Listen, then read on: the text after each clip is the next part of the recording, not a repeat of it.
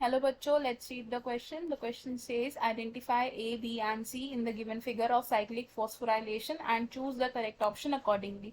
तो क्वेश्चन में हमें साइक्लिक फॉस्फोराइलेशन की एक डायग्रामेटिक रिप्रेजेंटेशन गिवन है एंड हमें क्या बोला है कि A, B और C लेबल्ड पार्ट्स को हमें आइडेंटिफाई करना है एंड गिवन ऑप्शंस में से करेक्ट सीक्वेंस ऑफ ऑप्शंस को चूज करना है। तो सबसे पहले क्या करते हैं कि कॉन्सेप्ट समझ लेते हैं इस क्वेश्चन का। तो इस क्वेश्चन में हमारा की कॉन्सेप्ट होगा साइक्लिक फॉस्फोराइलेशन। साइक्लिक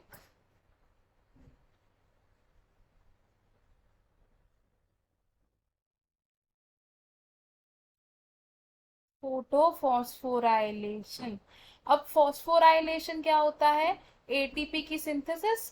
तो phosphorylation is synthesis of ATP और फोटोफॉस्फोराइलेशन यानी कि एटीपी की सिंथेसिस जब sunlight is involved in synthesis of ATP.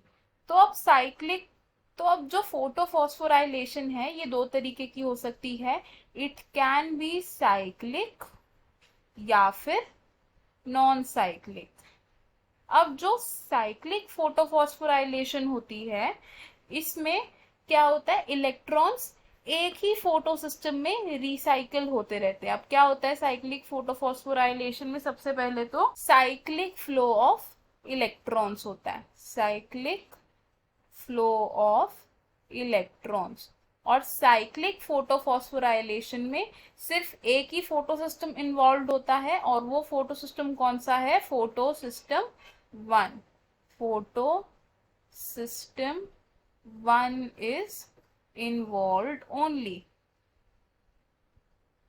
अब साइक्लिक फोटोफॉस्फोराइलेशन होती कैसे है? सबसे पहले तो क्या होता है कि रिएक्शन सेंटर प्रेजेंट है किसका? फोटो सिस्टम वन का। और रिएक्शन सेंटर में क्या प्रेजेंट है? इसमें क्लोरोफिल और उसके आसपास क्या होगा? उसके एक्सेसरी पिगमेंट्स प्रेजेंट होंगे।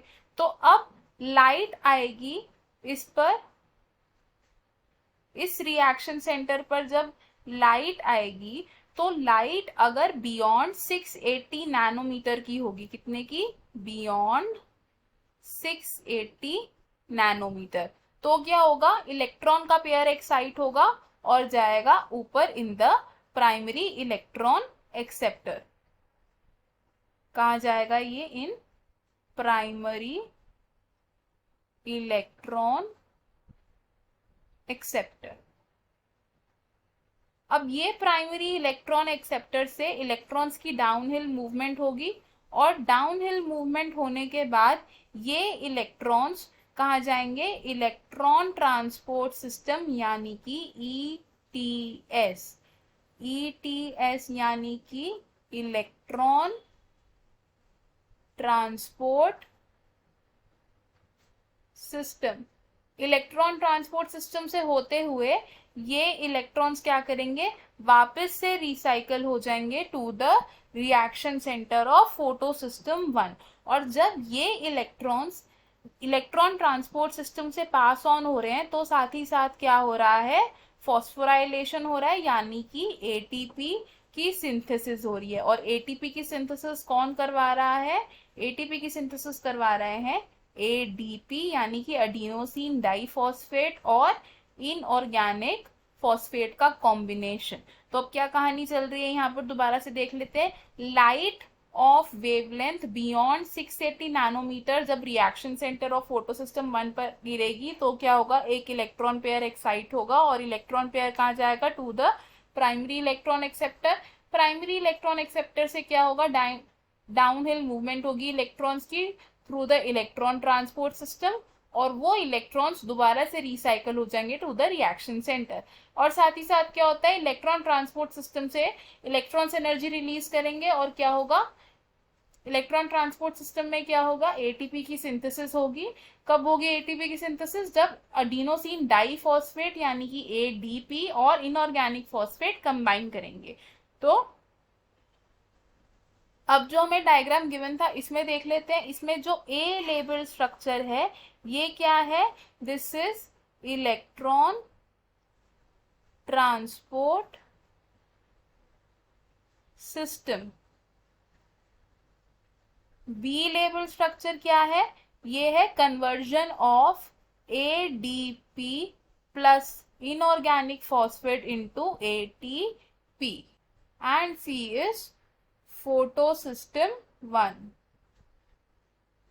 तो अब हम इसे लिख लेते हैं एक बारी।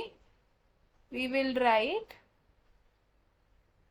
A is electron transport system,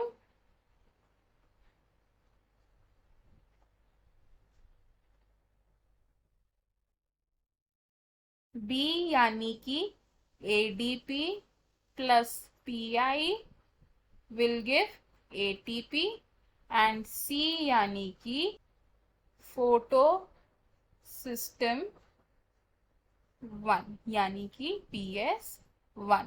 तो अब जो हमें ऑप्शंस गिवन थे उसमें से हमारा करेक्ट सीक्वेंस ऑफ ऑप्शंस कौन सा है?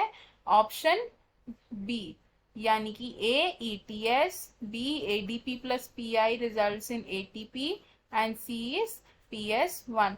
तो हम यहाँ लिख लेंगे we will write option B is correct. अब देख लेते हैं कि बाकी ऑप्शंस क्यों इनकरेक्ट है। ऑप्शन ए कह रहा है A ETS, B ADP plus PI is ATP and C is PS2, लेकिन जो C स्ट्रक्चर है वो क्या है? Photosystem 1। तो ये ऑप्शन हमारा रॉन्ग हो जाएगा।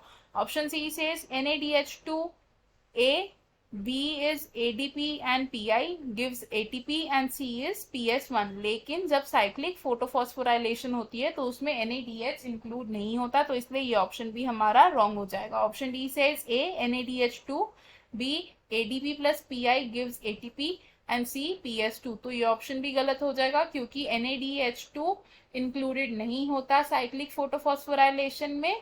सो हमारा करेक्ट एंड फाइनल ऑप्शन क्या होगा? Option B. I hope you understood it well. All the best. Thank you.